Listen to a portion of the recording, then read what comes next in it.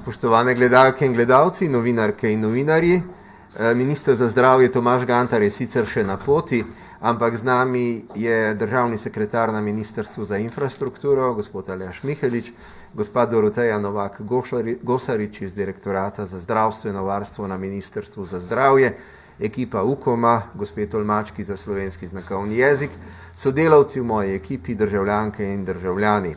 Lepo pozdravljeni na novinarski konferenci o izzivih COVID-19.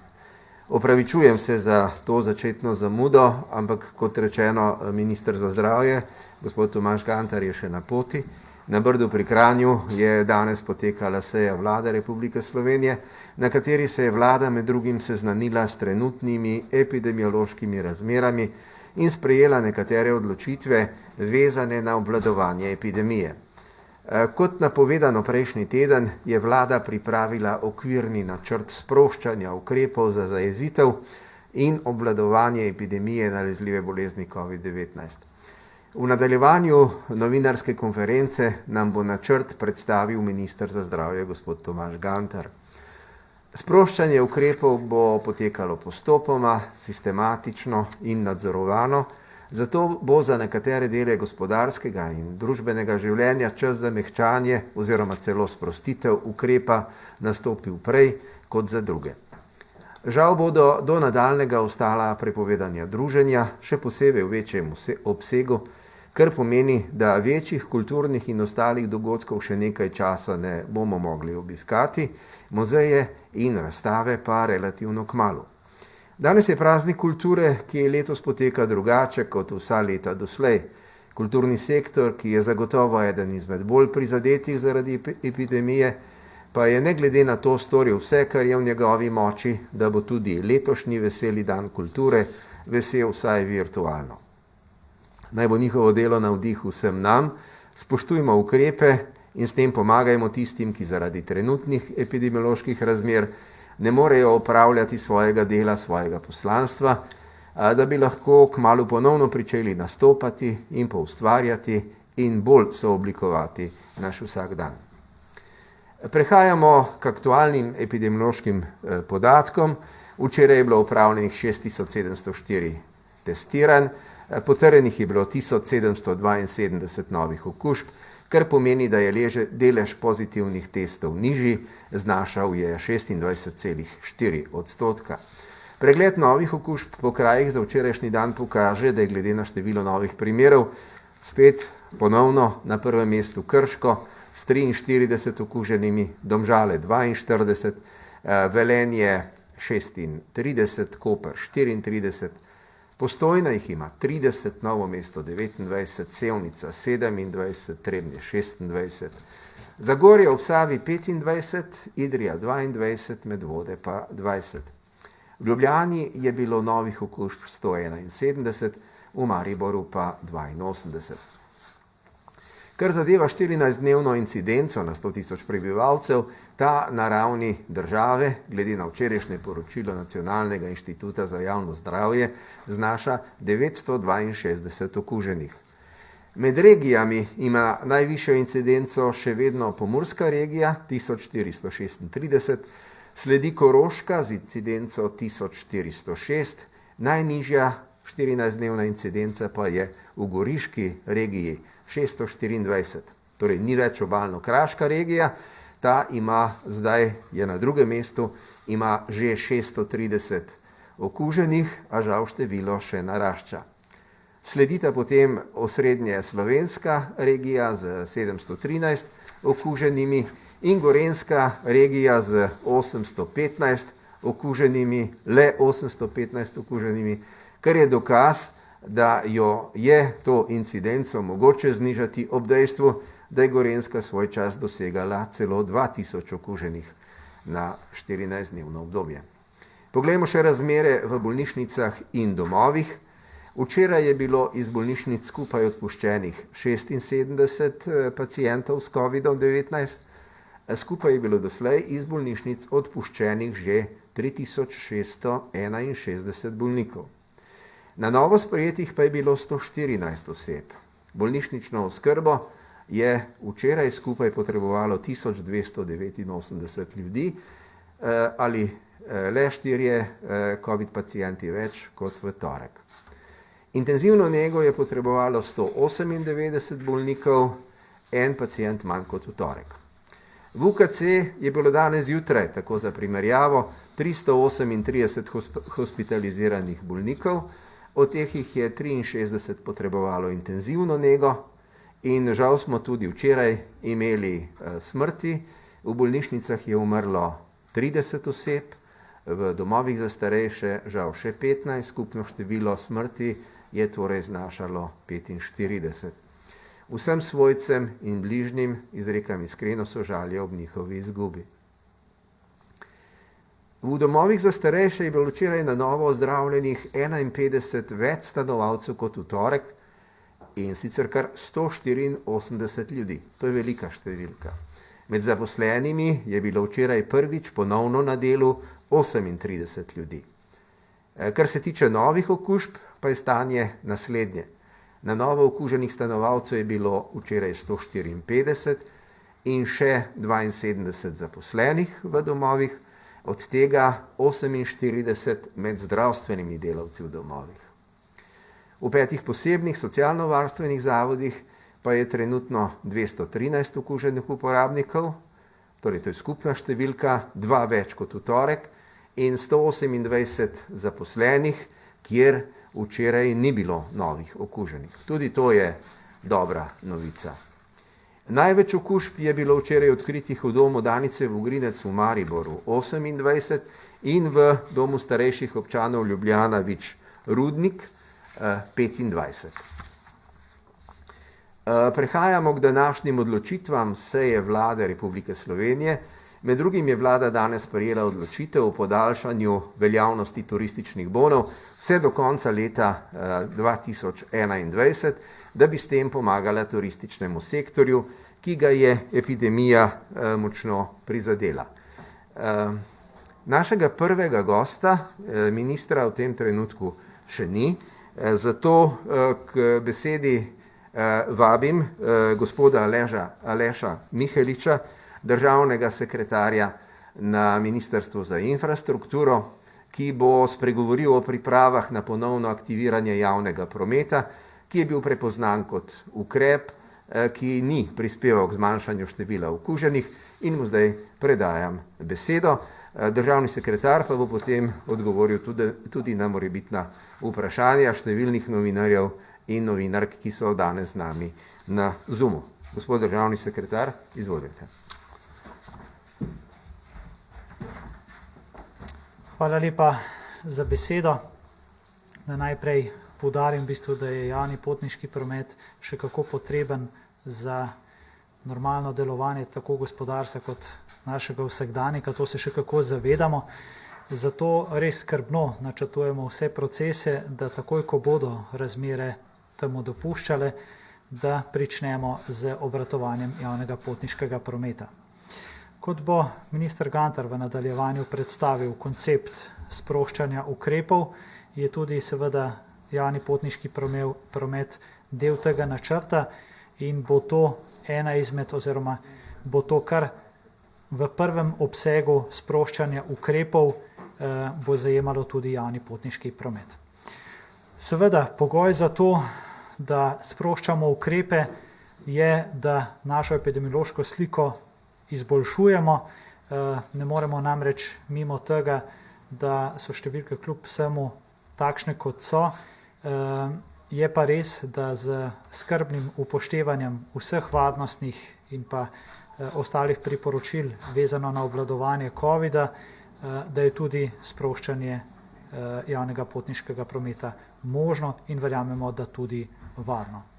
Zdaj, sproščanje javnega potniškega prometa je po današnjem sprejetem načrtu možno že takoj ob prehodu iz črne v rdečo skupino.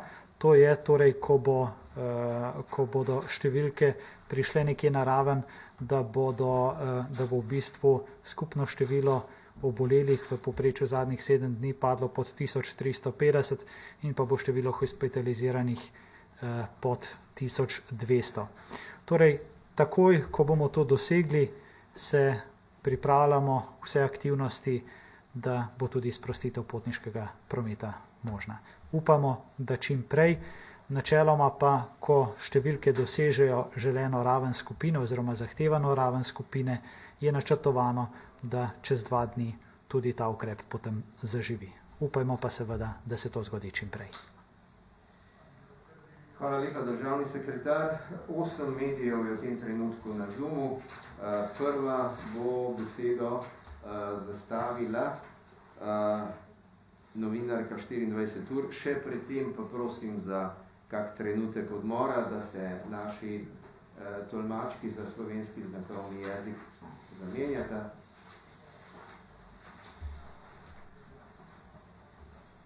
Smo. Čeprav vidim gospa Veronika Lavrenčič kot prva. Tako je, pozdravljeni.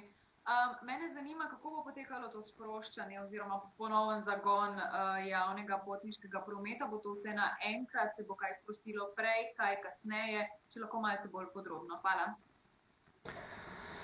Hvala lepa za zastavljeno vprašanje. Seveda, koncept sproščanja ukrepov je zasnovan tako, da bo, kot že rečeno, javni potniški promet se sprostil kar v prvi skupini. Torej, že v eni fazi prej, preden bo sproščen tisti delček sproščanja v izobraževanju.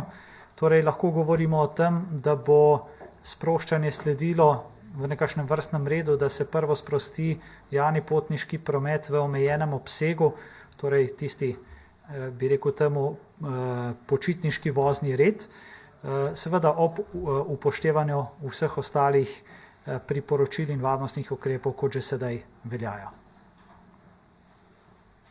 Naslednje vprašanje bo za Svet na kanalu A zastavila gospa Manca Turk.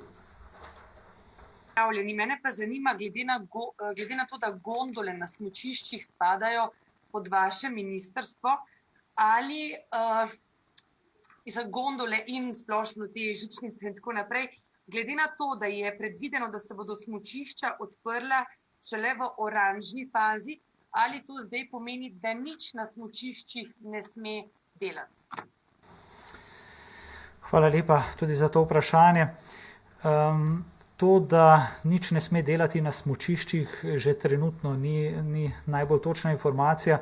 V bistvu v tem trenutku je omejena oziroma ni v obratovanju tisti del žičniških naprav, ko gre za v bistvu prevoz potnikov v prostoru. Govorimo o krožno-kabinskih žičnicah, o nikalnih žičnicah in pa o vzpenjačah.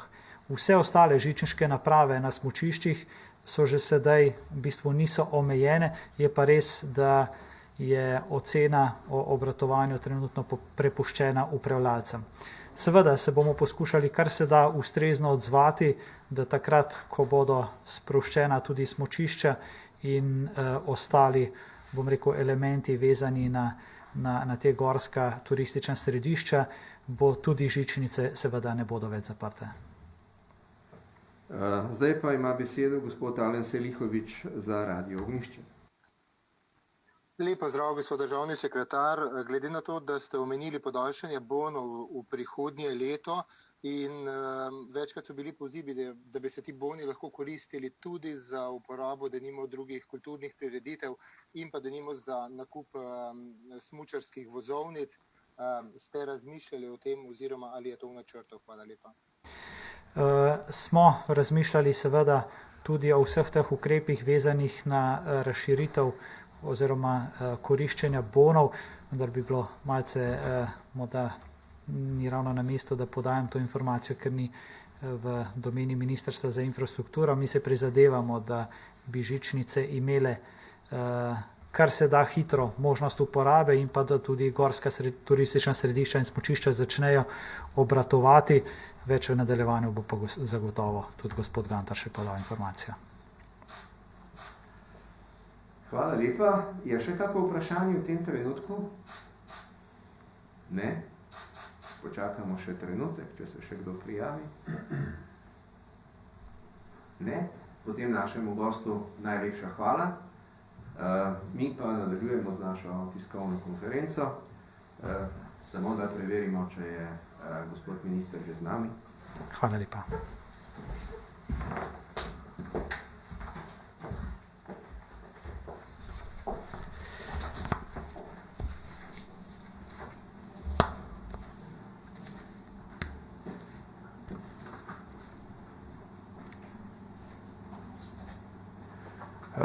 Očitno ministra v tem trenutku še ni, zato bo v tem trenutku besedo prevzela gospa Doroteja Novak Gosarič iz Direktorata za zdravstveno varstvo na Ministrstvu za zdravje, ki vam bo spregovorila o strategiji cepljenja proti COVID-19 in tudi o razvoju in registraciji cepiv strani Evropske agencije za zdravila.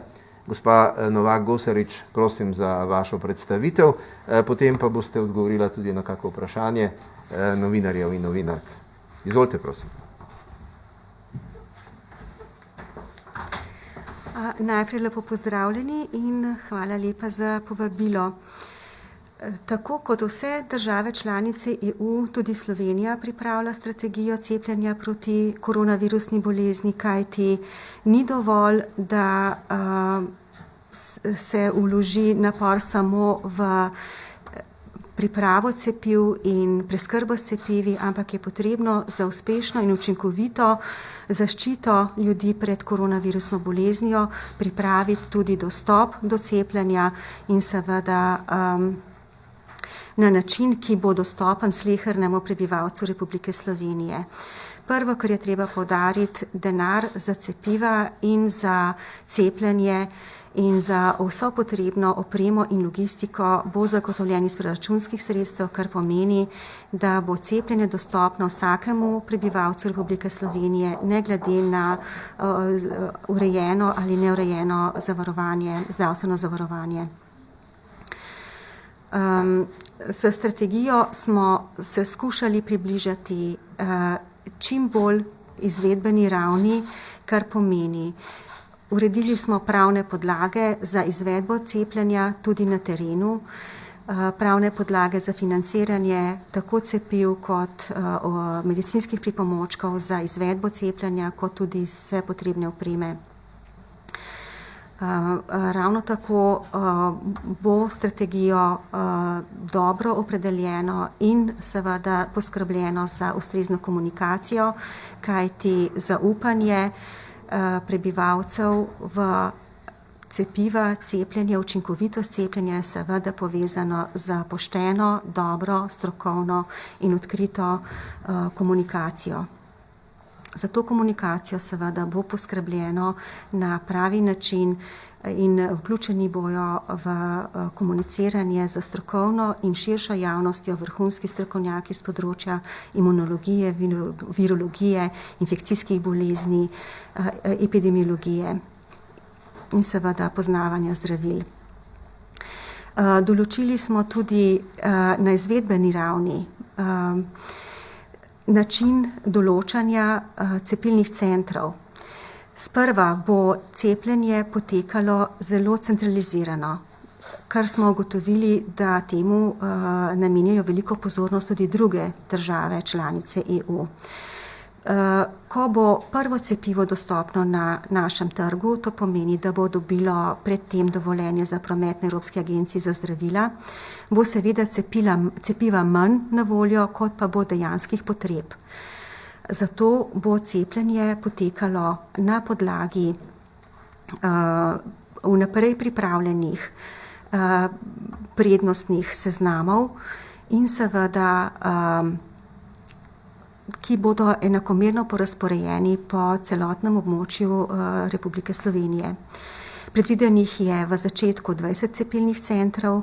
Te cepilni centri bodo praviloma v bolnišnicah. Kasneje, se pravi proti koncu prve faze cepljenja, ko bodo na voljo tudi cepiva, pri katerih ne bo potrebno shranjevati cepiv pri -80, ampak v običajni hladni verigi, bojo ti centri organizirani tudi v večjih zdravstvenih domovih v regiji. V drugem obdobju, drugi fazi cepljenja, ko bo na voljo Bistveno več proizvajalcev cepiv in tudi količina cepiv proti koronavirusni bolezni bo večja, bo seveda ta centraliziran pristop počasi se kombiniral z cepljenjem na primarni ravni. V tretji fazi seveda predvidevamo, da bojo cepili praviloma cepitelji, ki so izbrani zdravniki in v določenih primerih, ko bo to potrebno, tudi mobilne enote teh cepilnih centrov.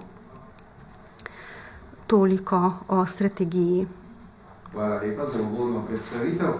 Zdaj pa besedo dajemo novinarkam in novinarjem. 24 ur, da vidimo. Gospa Tjaša Dugolin. Dobar dan. Mene pa zanima, zdaj rekli ste, v začetku bo nek prioritetni seznam, kdo bo na tem seznamu, koga se bo torej cepilo najprej? Poimenskih seznamov ne bo, varovanje osebnih podatkov je treba spoštovati.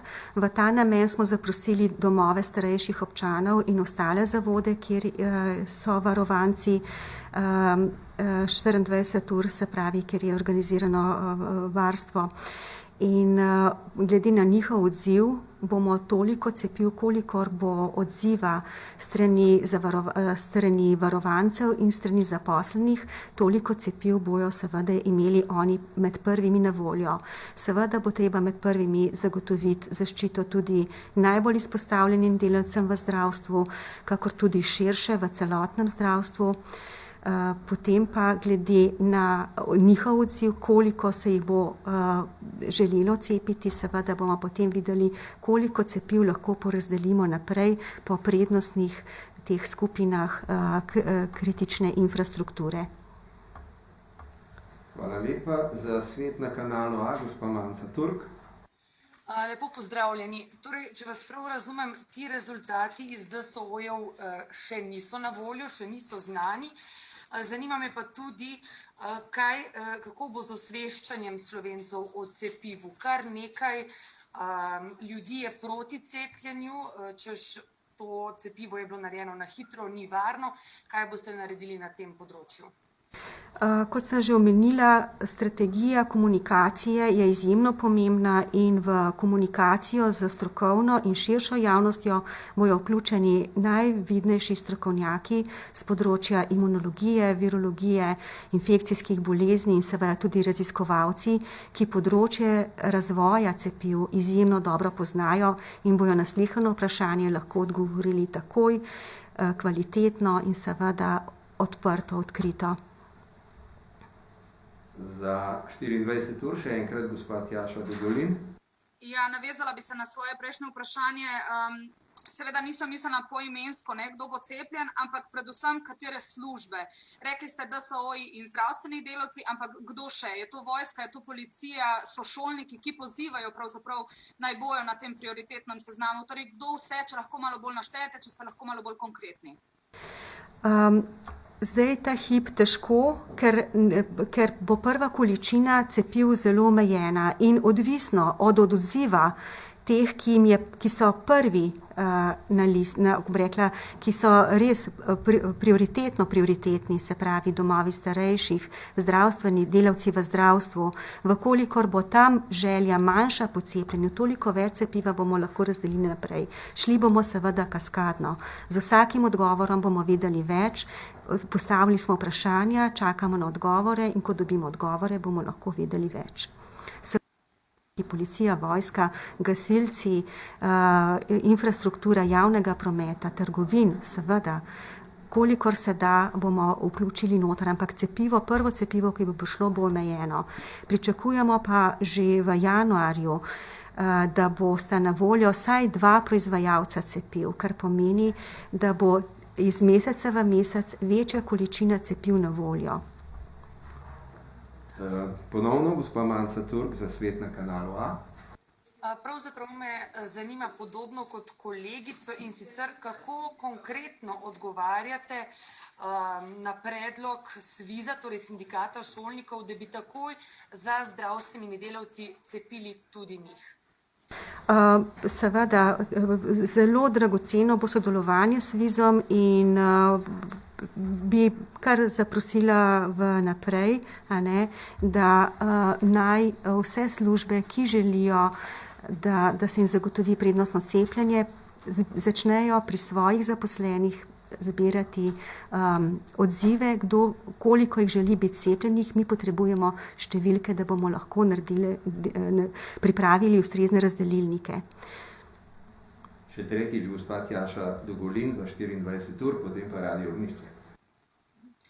Ves čas govorimo pravzaprav o teh količinah cepiv zelo abstraktno. Razumem, da mogoče še točno številka nimate, ampak koliko vsaj približno bi lahko dobili v tej prvi rundi? V tej rundi se pravi, ni še nobenega cepiva na EU trgu z dovoljenjem za promet. Prvo cepivo, ki ga zelo pričakujemo in glede na to, da so obeti izjemno dobri, bo cepivo BioNTech Pfizer, kar pomeni, vkolikor se bo to res uspelo pripeljati do pridobitve dovoljenja za promet, bomo imeli približno za 50.000 prebivalcev Republike Slovenije cepiva v prvi fazi, v prvem valu cepljenja na voljo. To bo, če bo vse po sreči, že konec decembra, zelo verjetno pa v prvi polovici januarja. Kmalu zatem pričakujemo cepivo drugega, ki čaka v vrsti. Gospod Alen Selihovič za Radio Ognjišče. Lep pozdrav. Jaz bi mogoče samo eno pojasnilo v zvezi s cepivom. V tem tednu je prišla novica, da pač Velika Britanija oziroma Združeno kraljestvo bo s tem cepivom, ki ste ga omenili, Pfizer, BioNTech, začela cepiti že prihodnji teden. Kakšna je razlika pri odobravanju tega cepiva v zvezi, če povežemo Združeno kraljestvo in Evropsko unijo? Hvala lepa. Združeno kraljestvo seveda ni več del Evropske unije, kar pomeni skupna agencija za zdravila EMA, ki je bila predtem v Angliji, se je preselila v Evropo. Torej, postopki registracije, pridobitve dovoljenja za promet v Angliji in v Evropski uniji potekajo ločeno in eden na drugega nimata nobenega vpliva. Mislim, da smo izčrpali vse prijave za vprašanja. Potem gospej Doroteji Novak-Gosarič, hvala za pojasnila, za odgovore na vsa zastavljena vprašanja. Mi pa bomo z našo tiskovno konferenco nadaljevali, čakamo, da pride gospod minister, potem pa gremo dalje. Hvala, medtem pa bomo zamenjali tudi gospe prevajalki, tolmački, je pravilni termin.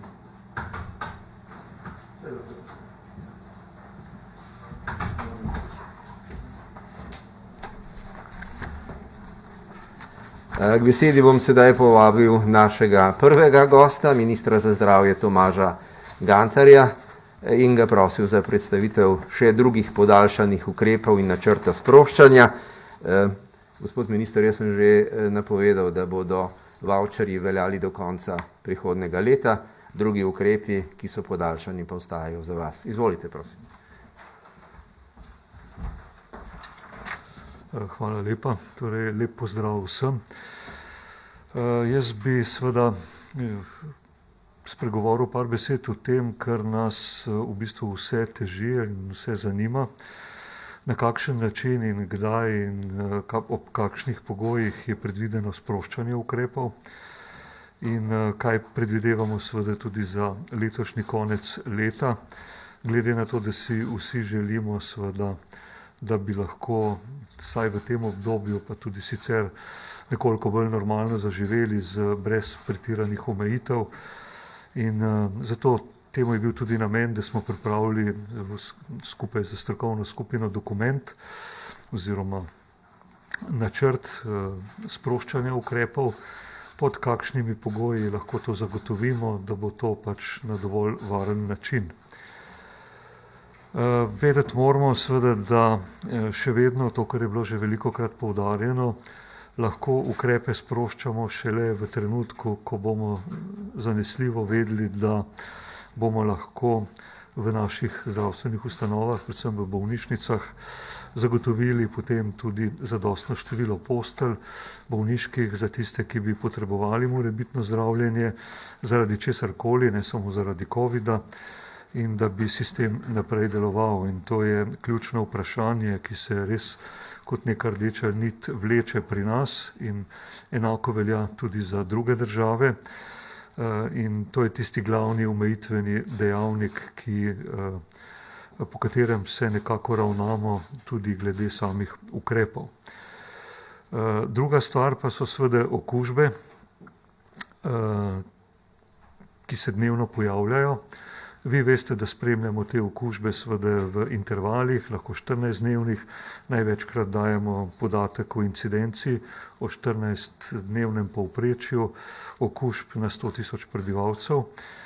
In mi smo v kriterije vključili 7-dnevno povprečje. Gre za povprečje seveda, da ne bi predolgo mogoče določenih ukrepov zadrževali, po drugi strani pa seveda, da je to še vedno tisto varno območje, da ne moremo na podlagi 1 ali 2 dni že pride do sproščanja, glede na to, da le številke iz dneva v dan nekoliko nihajo. Nas pa zanima seveda en stalen ali pa malo bolj konstanten trend izboljševanja vseh podatkov, da lahko do tega pride. Ukrepi, ki jih Slovenija ima, so dokaj ostri in nazadnje so bili seveda ti ukrepi sprejeti in jih redno podaljšujemo od 16. novembra. Jaz moram reči seveda, da sem pričakoval v tem času boljše rezultate in da kljub vsemu smo dosegli seveda bistveno izboljšanje iz eksponentne rasti števila okuženih in tudi seveda hitrega naraščanja števila zasedenih bolniških postelj zaradi bolnikov z COVID-19. Nam je uspelo sicer to krivuljo zravnati in v zadnjih, lahko rečem, že skoraj tednu, 10 dnevih je število zasedenih bolniških postelj relativno konstantno, enako velja za intenzivne postelje. In sicer govorimo o številki, ki se giblje okrog 1300 skupno. Dnevno to pomeni okrog 200 zasedenih postelj v intenzivni terapiji in okrog 1000 do 1100 zasedenih postelj na bolniških oddelkih.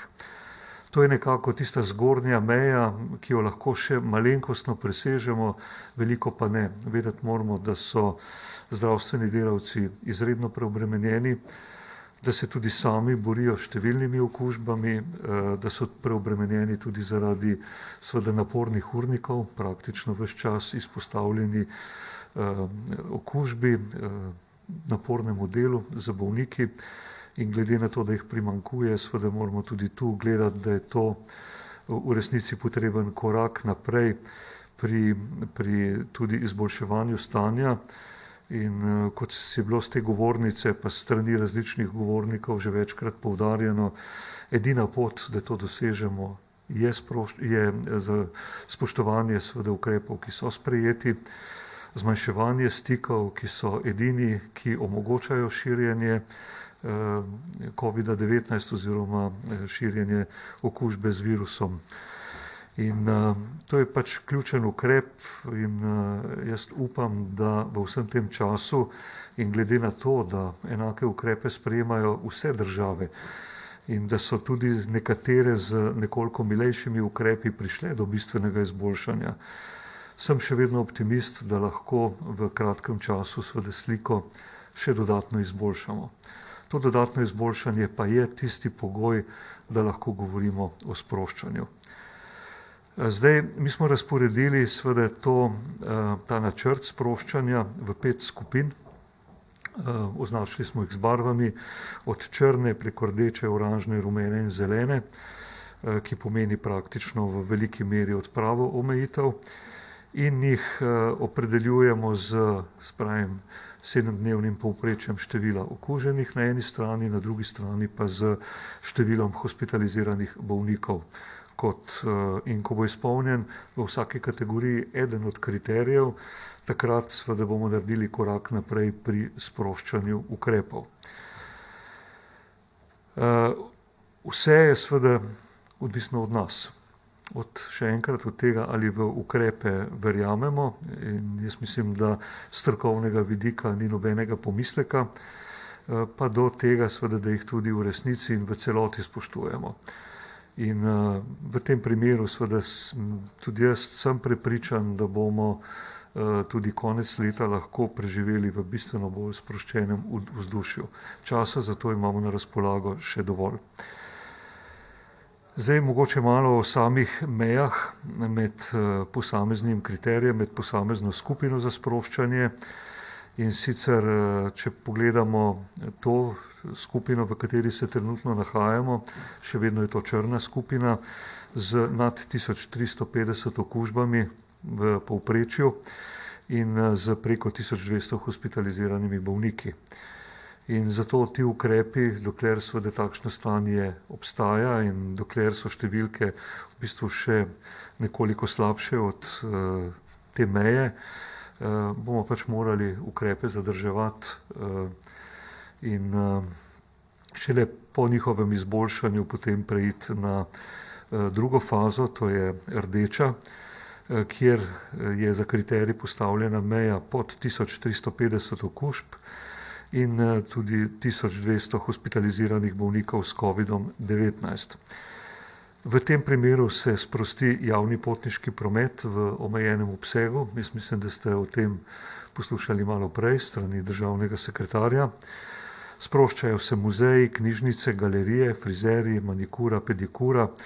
Vse seveda ob strogem upoštevanju navodil, ki so že veljala tudi v prejšnjih fazah in v prejšnjih mesecih, ko so te dejavnosti delovale, bile pa so uvedene določene omejitve zaradi zmanjševanja možnosti prenosa okužbe iz enega na drugega.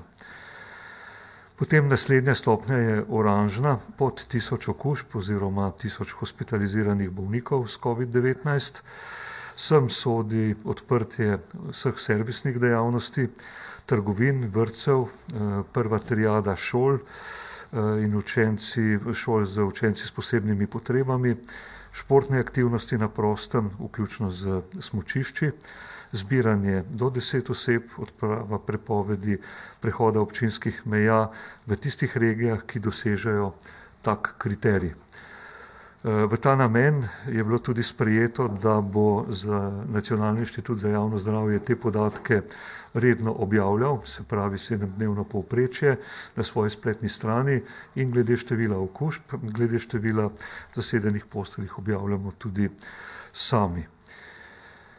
Naslednja je seveda rumena faza, pod 600 okužb in pod 500 hospitaliziranih bolnikov, ki pomeni normalno delovanje osnovne šole in tudi zaključnih letnikov srednje šole, odprava prepovedi prehoda občinskih meja v vseh občinah in tudi odprava omejitev gibanja preko noči. In potem zelena, pod 300 okužb, odprava vseh omejitev, veljajo splošni higienski ukrepi in prepoved še vedno nekaterih lokalov, restavracij in podobnega. Zdaj, te številke, glede na to, da smo v zadnjih časih ves čas navajeni poslušati o izredno visokih številkah, tudi danes, se pravi preko 1700, moramo pomisliti na nekaj mesecev nazaj, ko smo še nekako upali, da ne bomo prešli magične meje rdeče cone, kot je bila takrat znotraj Evrope postavljena, se pravi 40 okužb v povprečju na 100 000 prebivalcev na 14 dni. In seveda bistveno manjše število umrlih kot zaradi posledic tudi COVID-19. To so zdaj glavne usmeritve in glavne smernice, ki so dosegljive tudi na kratek rok. Vedeti pa moramo, da smo v celotni Evropi še vedno v obdobju slabega stanja oziroma poslabševanja. Včeraj smo imeli ministersko konferenco, kjer sta prisostvovali tudi direktorici ECDC, se pravi Evropskega centra za nalezljive bolezni, in tudi Evropske agencije za zdravila in še Evropska komisarka za zdravje, Stella Kyriakides, in so nas seznanili s podatki, V zadnjih 14 dneh je število okuženih v Evropi naraslo za okrog 20%, kljub temu, da se stanje v nekaterih državah izboljšuje, ne pa tudi v vseh in tudi ne pri vseh naših sosedah, kar je dodaten faktor oziroma dodatna nevarnost tudi pri postopnem izboljševanju stanja pri nas.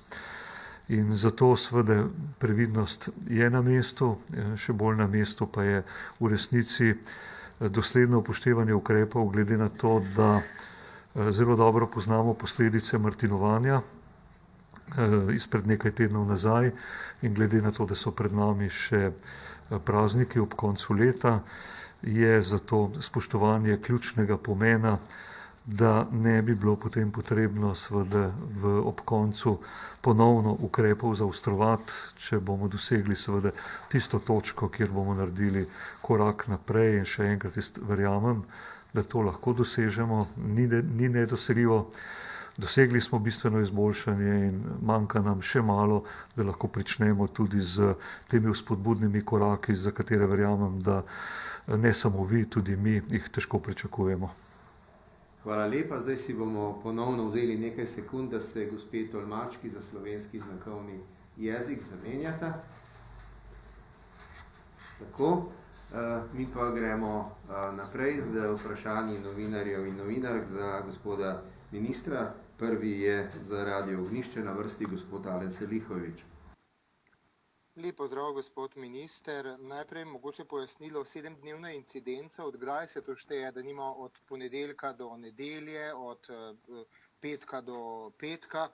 In pa še naslednje vprašanje, glede na to, da šele v tretji oranžni fazi bo zbiranje do 10 oseb, torej pomeni, da bo šele takrat tudi mogoče udeležba vernikov pri svetih mašah. Hvala lepa.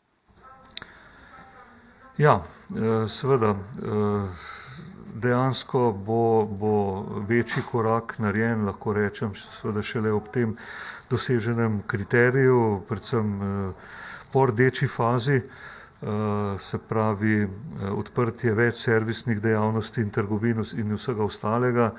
Jaz sem prepričan, da je to možno doseči tudi v roku 2 tednov. Je pa kot rečeno, seveda odvisno je od nas, vse je v naših rokah.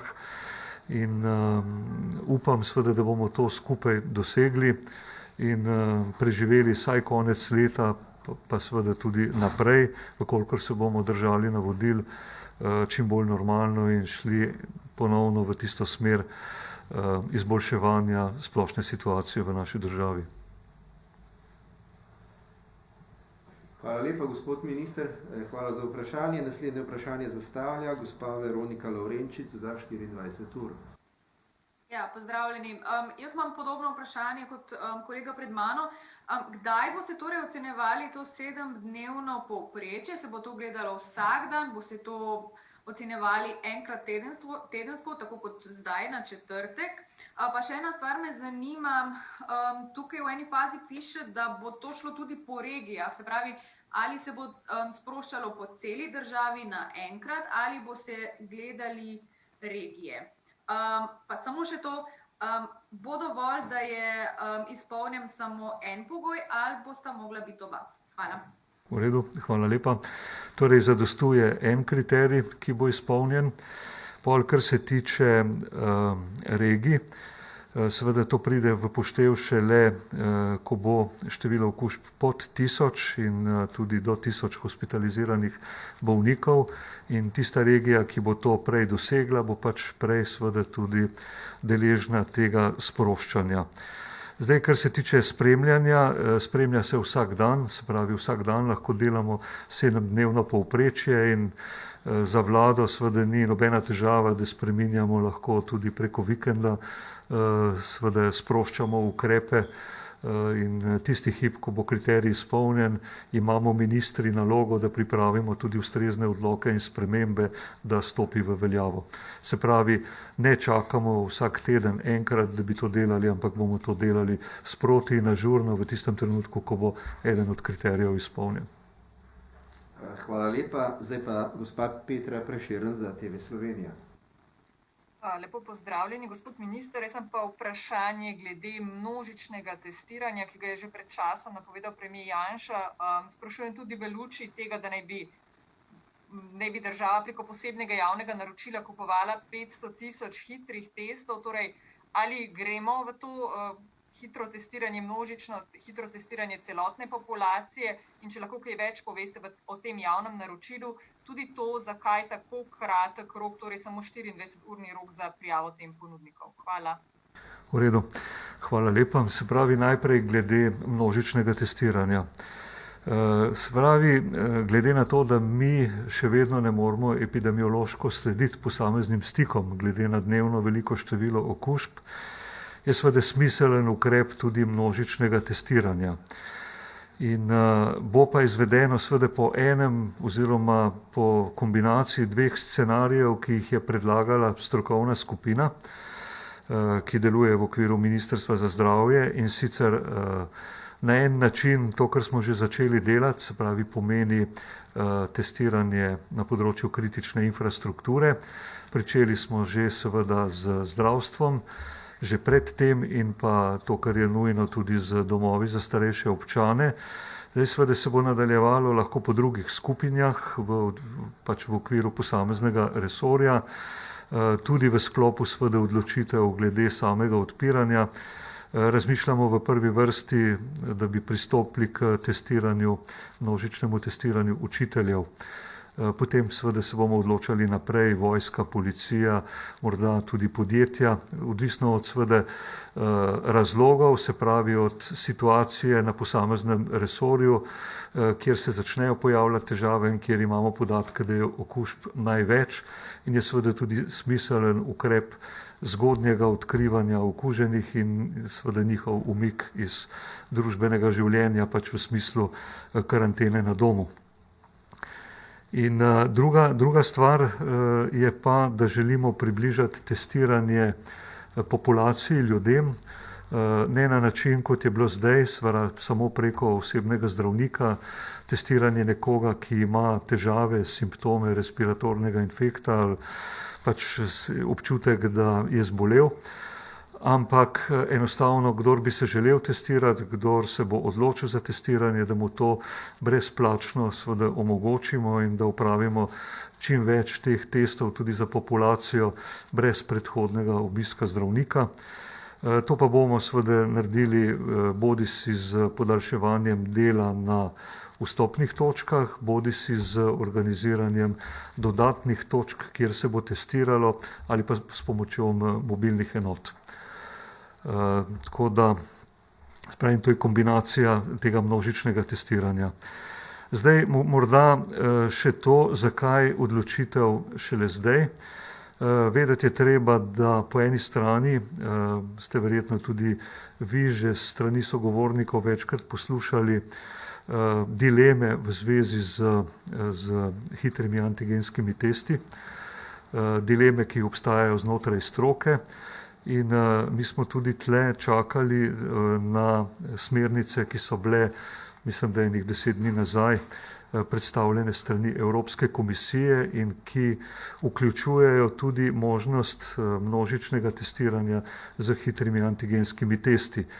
Prej tega nismo mogli delati, ker enostavno zmogljivosti za molekularne teste oziroma za PCR niso dovolj velike, da bi lahko množično testiranje pri nas tudi na ta način izvedli. Šele potem pa je bila sprejeta odločitev o množičnem testiranju. Druga stvar glede samega razpisa. Razpisa sta v bistvu dva. Predvideli smo za množično testiranje 1,5 milijona testov. Za primerjavo, recimo Avstrija jih je predvidela 7 milijonov, mislim, da od okrog 8 milijonov prebivalcev. In tako da to je bila nekako okvirna ocena za količino teh testov, s tem, da smo se odločili, glede na to, da želimo pričeti s testiranjem, vkolikor bojo pogoji izpolnjeni, in eden od njih je ravno dostopnost hitrih antigenskih testov, da to pričnemo še pred prazniki, pred koncem leta. In zato smo razdelili razpis v dve skupini oziroma dva razpisa. Za prvim, kjer je res kratek rok, je 500 tisoč testov in ostali, se pravi ostali milijon testov, pa gre po rednem postopku, po rednem javnem naročilu, glede na to, da jih vseh naenkrat seveda ne moremo uporabiti. In v tem kontekstu je seveda zagotovljenih, vkolikor bo razpis uspešen, namreč zdaj je v teku, da do 11.12. dobimo 115 tisoč testov, s katerimi bi lahko pričeli z množičnim testiranjem. Drug pogoj, seveda, da lahko s tem začnemo, pa je ustrezna digitalna podpora, ki je nujna, glede na to, da moramo pač te rezultate evidentirati, da mora vsako obvestilo dobiti glede pozitivnega ali negativnega testa in po zagotovilih je, da tudi to bo urejeno do 11.12.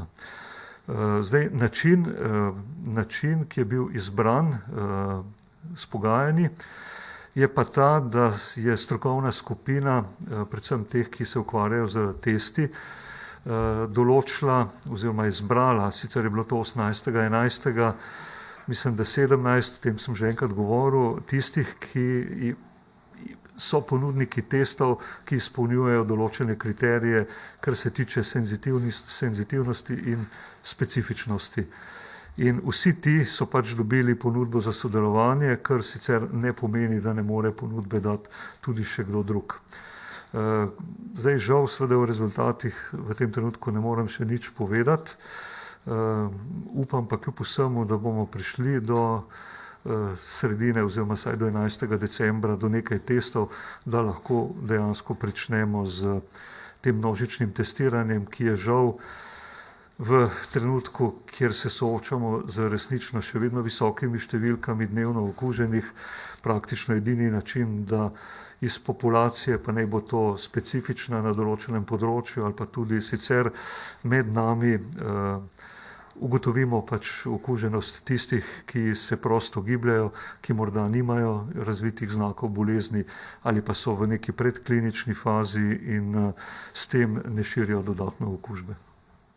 Hvala lepa. Naslednje vprašanje bo zastavil za Planet TV gospod Domen Anderle. Ja, gospod Gantar, pozdravljeni. Najprej glede sproščanja ukrepov, kaj pa nočni klubi, gostinski lokali, diskoteke. Čeprav razumem, ta semafor v zadnji zeleni fazi je še predvideno, da to ostaja zaprto. Je že določena neka številka, po kateri bi se lahko tudi te dejavnosti odprle. In če se navežem še na množično testiranje, govorili smo s številnimi ponudniki, veliko jih ima težave s tem 8. členom v razpisu oziroma v naročilu, ki govori, da mora biti ekstrakcijski pufer že odmerjen vsaki epruveti z analizo posameznega vzorca. Številni ponudniki imajo s tem težave, ker pač ponujajo te antigenske teste, kjer je to posebej. Zakaj ste se odločili za ta kriterij? Ne nazadnje tudi ministrstvo je prejelo številna vprašanja in pobude, da naj se pač ta kriterij umakne. Hvala. Hvala lepa. Torej, kriterija ne poznam, ker kriterije je določala pač strokovna skupina, to je pač bolj vprašanje stroke. In če je ta kriterij sporen, bomo pač o tem razmislili in v tem primeru bomo mogli seveda to spremeniti. V tem trenutku pa težko odgovorim, glede na to, da jaz pač tudi z tega področja res nisem strokovnjak, nekaj vem, nisem pa sodeloval pri sami pripravi razpisa. Vem samo, na kakšen način je bil pač predviden postopek.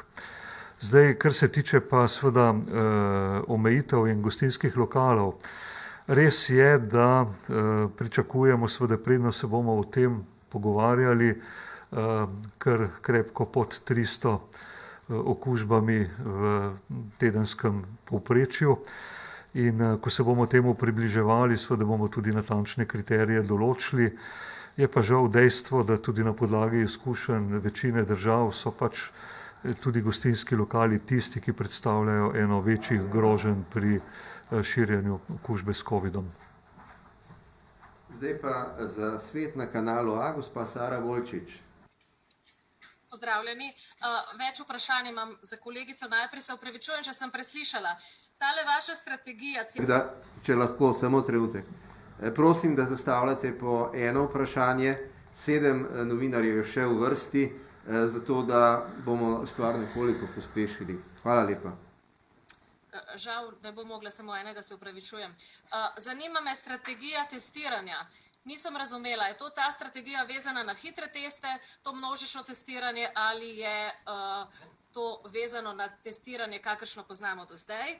Druga stvar pa me zanima, kdaj boste začeli osveščati javnost glede učinkovitosti varnosti cepljenja. Strokovnjaki že opozarjajo, da so študije, ki to že potrjujejo, a podatke, ki jih mi imamo, tudi glede ankete, ki smo jo naredili in iz DSO-jev, ljudje so zelo nenaklonjeni, bom rekla, cepljenju, strah jih je, ta proticepilna kampanja je že v polnem teku.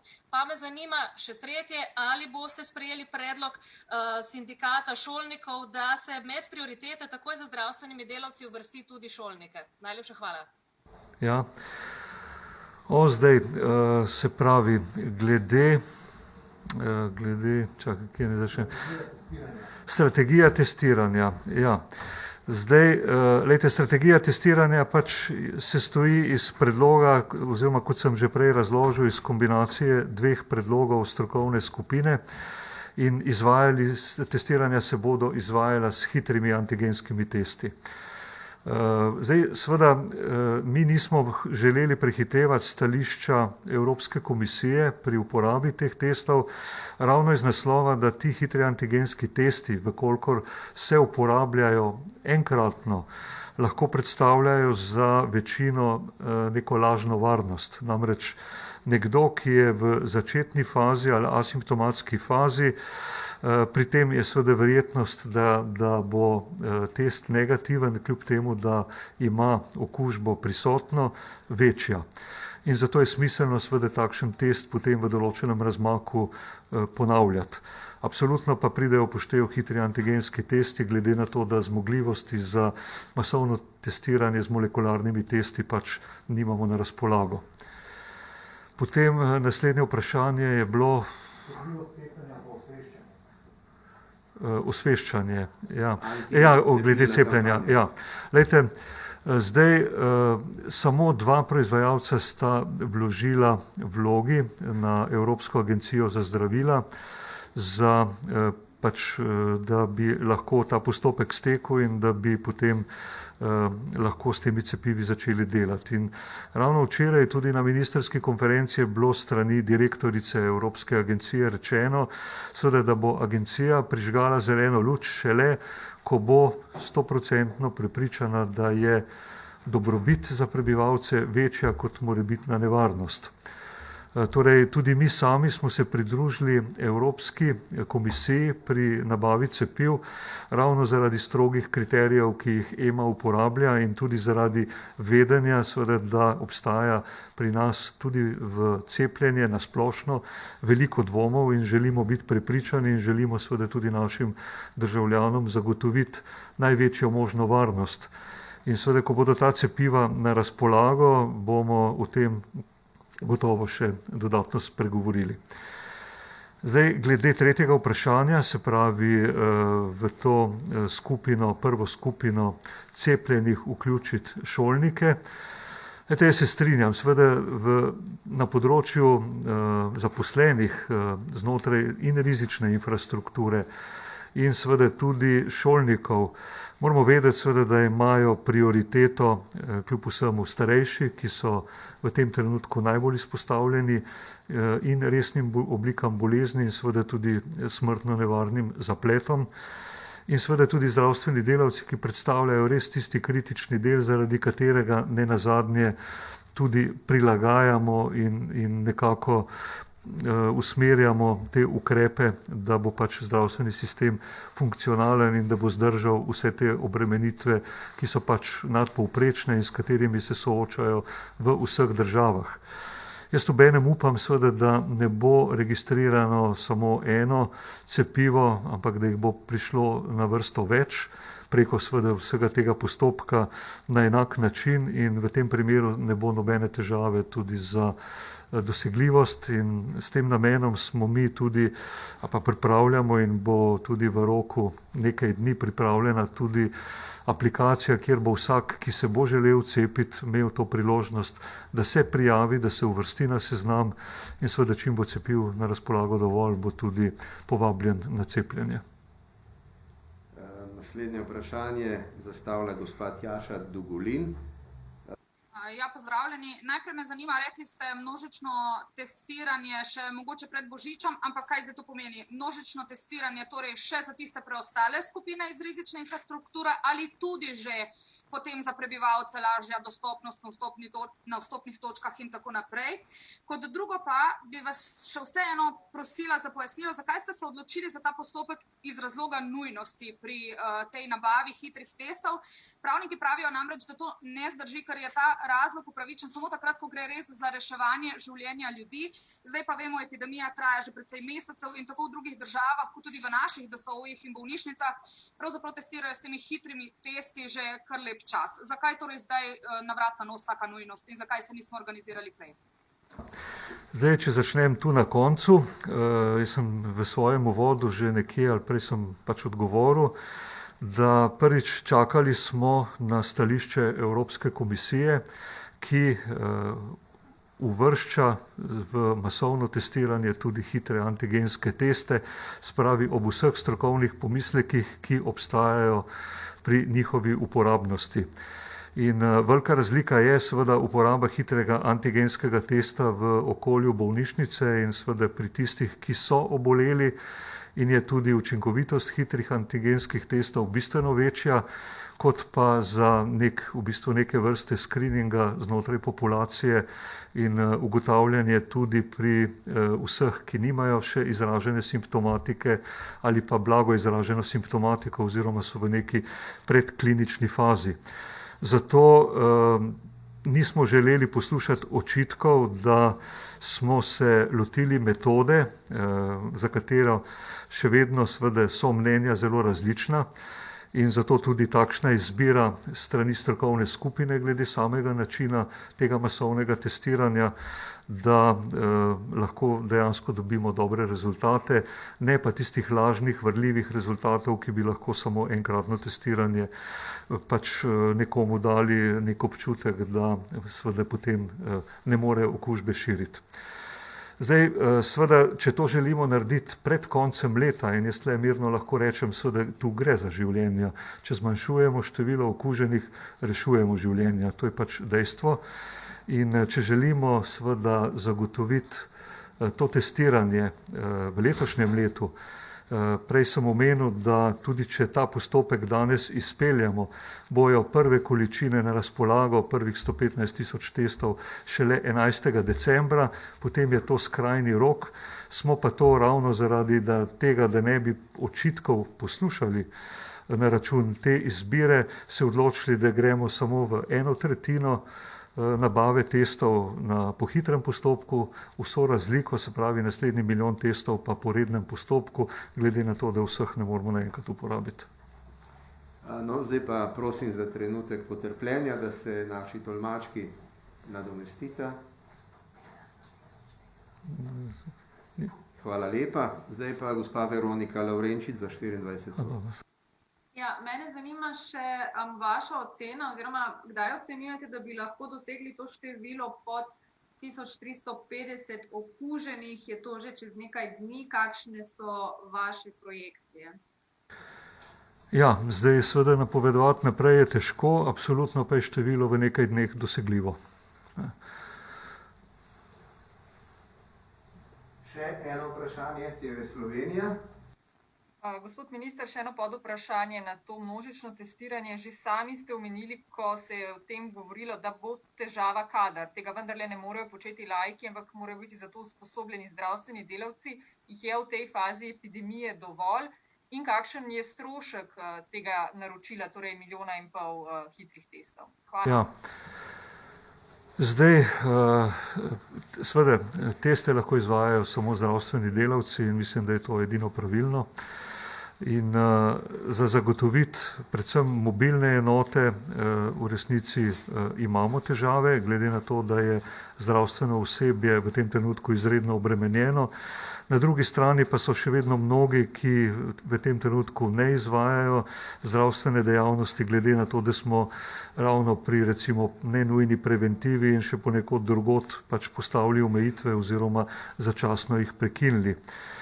Naš predlog je tudi, da bo verjetno lažje zagotoviti ekipe z ustreznim razpisom, ki ga bo ministrstvo pripravilo, se pravi podoben ukrep, kot ga je speljala tudi sosednja Avstrija, in z možnostjo, da bodo pogodbe, ki bodo na ta način oziroma v ta namen sklenjene, neobdavčene. In ta predlog je pa zdaj bo vključen v PKP 7 in verjamem seveda, da bomo lahko na ta način nekaj dodatnih ekip sigurno zagotovili.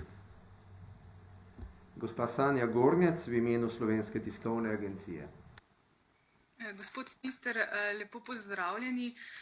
Jaz bi nadaljevala vprašanje od kolegice s POP TV-ja, ker nisem čisto prepričana, če ste ji odgovorili, če pa ste, se pa opravičujem. In sicer, če bi bilo do konca letošnjega leta možno že množično testiranje, se pravi za to splošno populacijo, ne samo za zaposlene v kritični infrastrukturi.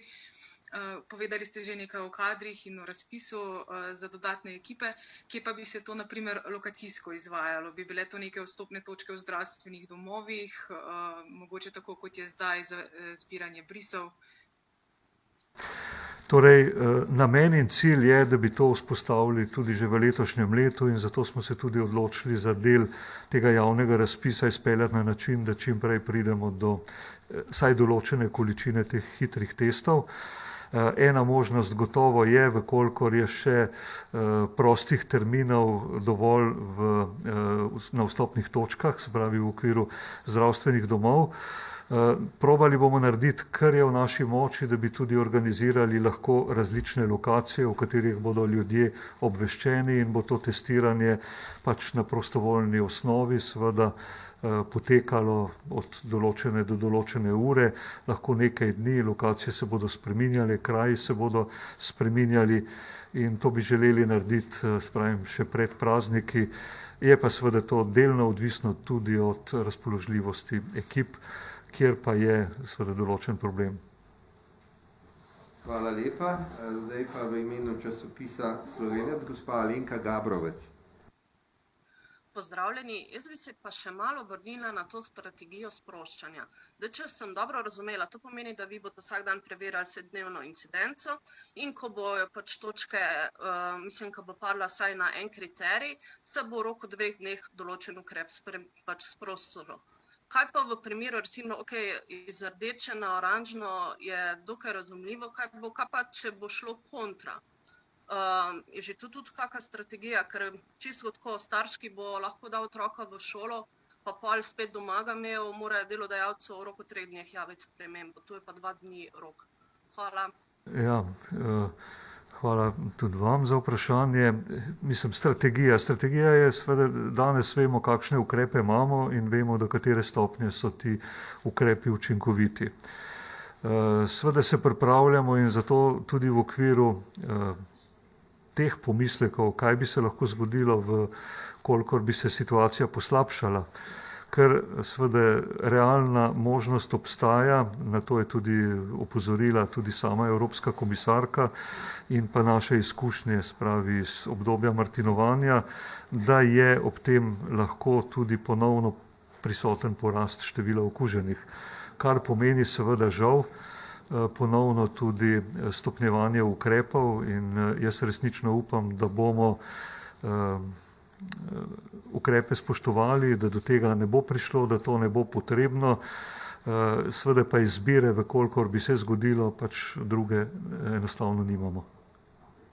Za Svet na kanalu A ponovno gospa Sara Volčič. Tole pa ne bomo. Slovenske novice so to. Ja. Gospod Aleksander Brudar.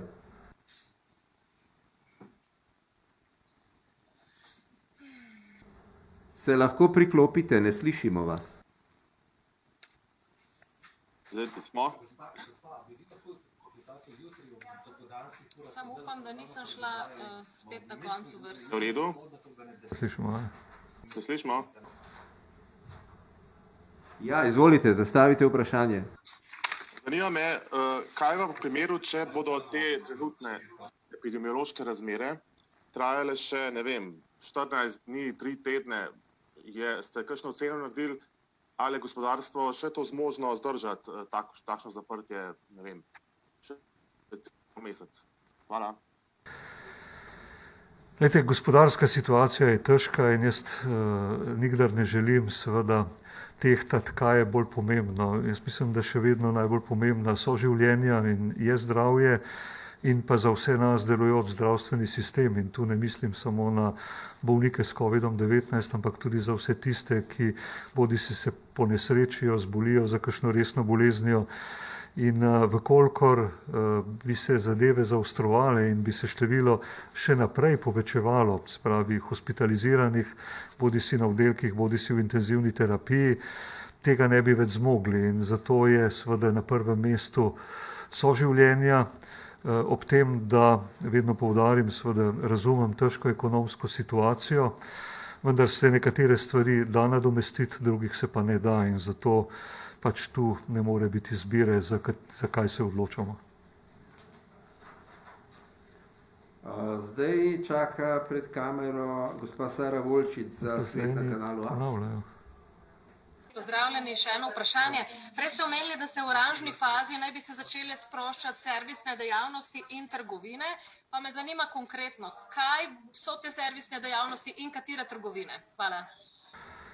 Vse servisne dejavnosti sem sodijo, ne vem, čistilnice, vse to, kar je zdajle zaprto, pač dejavnosti, ki zdajle niso bile omogočene in jih v bistvu mi tudi v vsakodnevnem življenju seveda zelo pogosto potrebujemo. Trgovine pa tudi velja seveda za vse trgovine ob že predvidenih omejitvah glede na kvadraturo trgovine, pač število kupcev, obiskovalcev ali karkoli že omenjamo. Gospa Petra Prešeren za TV Slovenija. Gospod minister, že prej sem vas vprašala, kakšen bo strošek te nabave teh testov in potem tudi izvedbe množičnega testiranja. Pa še del vprašanj imam, ki se nanašata sicer na politično dogajanje. Zanima me, kakšno je vaše stališče do ukinitve financiranja STA in kako komentirate ukrepe, ki jih je predstavila koalicija ustavnega loka. Že včeraj naj bi jih poslali tudi na Ministrstvo za zdravje. Gre za ukrepe, kako bi oni obvladovali epidemijo. Hvala. Glejte, zdaj na tem mestu seveda na politična vprašanja ne bom odgovarjal, na vprašanja z področja epidemije pač bom. Mislim, da smo danes zato tukaj.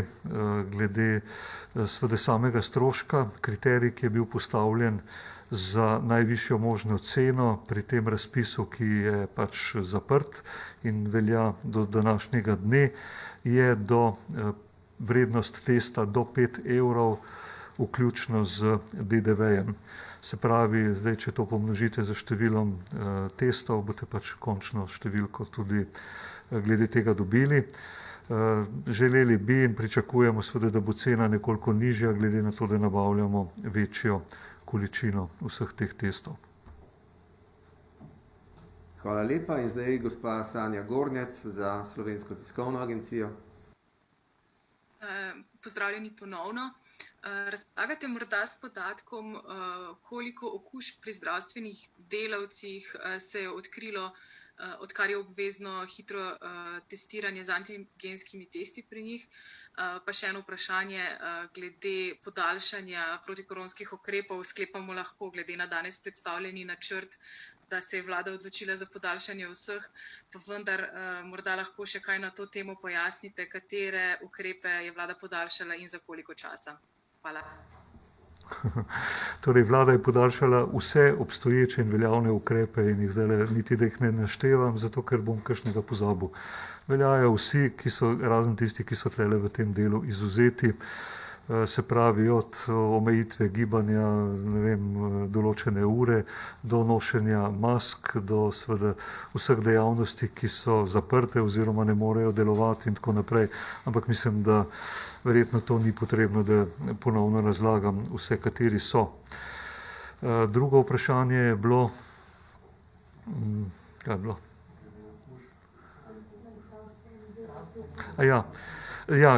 Glede hitrih testov pri zdravstvenih delavcih. Torej, nekako ugotavljamo, da pri testiranju, se pravi, ki je predvideno za tiste organizacijske enote, kjer se okužba pojavi, da jih ugotovijo nekje do 5% okuženih. In še gospod Alen Selihović za Radio Ognjišče.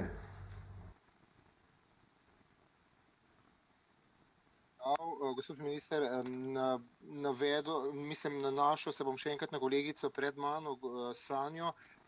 Ukrepe, ki so sedaj podaljšani, za kako dolgo časovno, za en teden in to, in še naslednjo, ko govorimo o teh hitrih testih, ali bo kakšno priporočilo po tem razpisu zdravstvenim ustanovam, pa tudi DSO-jem, da se pač uporablja eno obliko testa oziroma enega ponudnika, ali imate v tem kakšno? Torej, glede podaljševanja ukrepov, seveda delamo to tako, kot je predvideno in kot je predvidelo Ustavno sodišče, bodisi na en teden ali 14 dni jih podaljšujemo, s tem, da jih lahko praktično, seveda, vkolikor je kriterij izpolnjen, napišemo odlok in so preklicani. To ne pomeni, da morajo veljati seveda za celo obdobje, ko smo ga podaljšali določen ukrep. Tako da tu ni nobene bojazni, da bi zaradi čisto administrativnega razloga nek ukrep podaljševali, če ne bi bilo za to razlogov. In drugo vprašanje je bilo glede testov, hitrih testov in tega. Glejte, hitri testi so zdaj seveda tudi na mestih, kjer so se prej uporabljali izključno molekularni, v bistvu jih nadomestili na nek način, tudi na vstopnih točkah jih v vedno večji meri uporabljajo. S tem, da je treba vedeti, seveda, da je tam zanesljivost, glede na to, da gre praviloma za populacijo, ki ima določene znake obolenja, seveda zanesljivost takšnega testa je večja. Kljub vsemu se pa potem izvid takšnega testa, če je pozitiven, potrjuje z molekularnim, se pravi za PCR metodo. In zato tudi seveda v zadnjem obdobju nekoliko večji odstotek pozitivno testiranih, glede na to, da negativnih z hitrim testom pač pri tem ne upoštevamo. To je bilo zadnje vprašanje. Gospod minister, najlepša hvala za vaša pojasnila, za vse odgovore. Mi pa nadaljujemo našo tiskovno konferenco.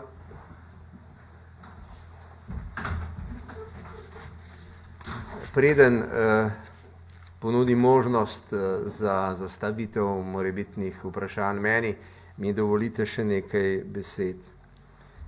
Epidemiološke razmere ostajajo zelo resne.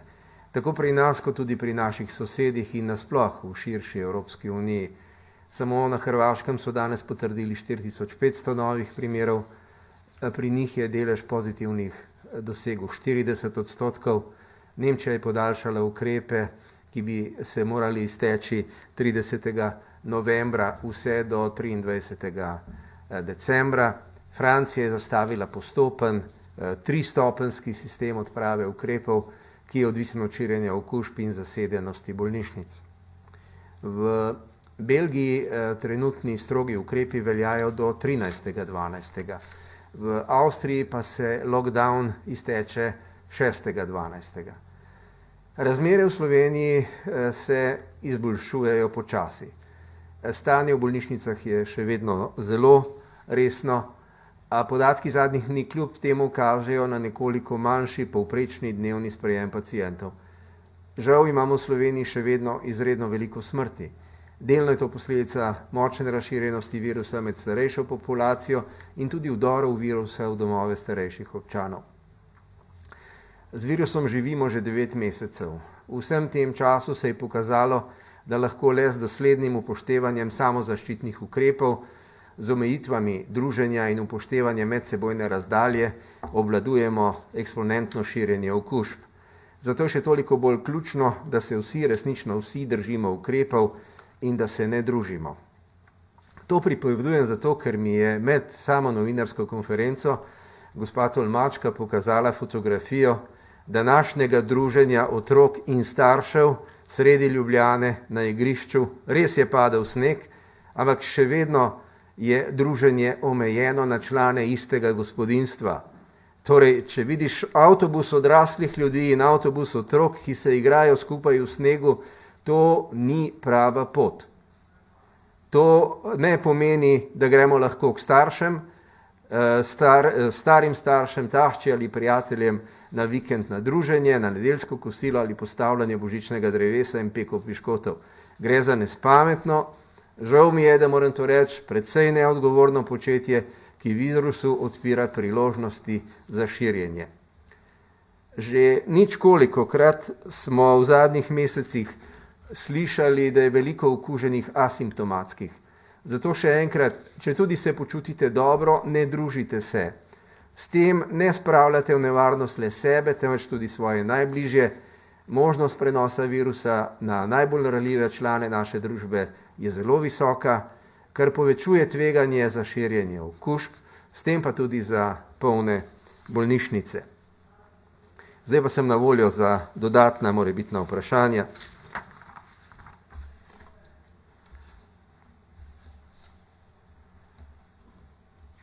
Imamo kako prijavo? Kaže, da ne. Potem dovolite, da odgovorim na vprašanje, ki je bilo zastavljeno gospodu ministru za zdravje. Kaj se podaljša za 7 dni in kaj se podaljša za 14 dni.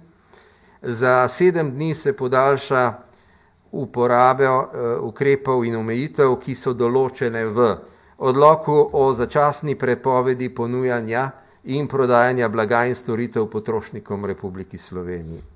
Na odlok o začasni prepovedi ponujanja kulturnih in kinematografskih storitev končnim uporabnikom v Republiki Sloveniji. Odlok o začasni delni omejitvi gibanja ljudi in omejitvi oziroma prepovedi zbiranja ljudi zaradi preprečevanja okužb z SARS-CoV-2, to je odlok o odrejanju in izvajanju ukrepov za preprečitev širjenja nalezljive bolezni COVID-19 na mejnih prehodih na zunanji meji in na kontrolnih točkah na notranjih mejah Republike Slovenije. In še odlok o začasni prepovedi zbiranja ljudi v zavodih s področja vzgoje in izobraževanja ter univerzah in samostojnih visokošolskih zavodih. Za 14 dni pa se podaljša odlok o obvezni namestitvi razpršilnikov za razkuževanje rok v večstanovanjskih stavbah. S tem je današnja novinarska konferenca zaključena. Hvala ekipi UKOM-a in obema tolmačkama tukaj za to dolgo prevajanje. Hvala za vašo pozornost in lep pozdrav do jutri. Nasvidenje.